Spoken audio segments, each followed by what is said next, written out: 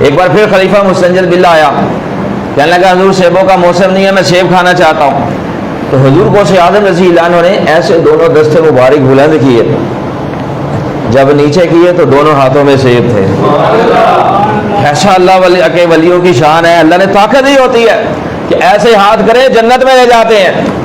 تو آپ نے جب نیچے کیے دونوں ہاتھوں میں سیب تھے، دائیں ہاتھ والا سیب آپ نے اس مستنجد باللہ ظالم حکمران کو دیا۔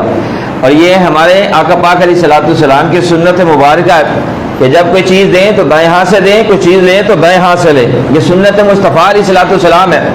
تو آپ نے دائیں ہاتھ والا سیب اسے دیا، بائیں ہاتھ والا سیب اپنے پاس رکھ لیا۔ جب آپ نے سیب کو چیرا کاٹا تو وہ خوشبو والا نکلا، جب اس نے کاٹا تو کیڑے والا نکلا۔ کہنے لگا حضرت یہ کیا بات ہوئی، خود تو خوشبو والا کھا رہے ہیں، مجھے کیڑے والا کھلا رہے ہیں۔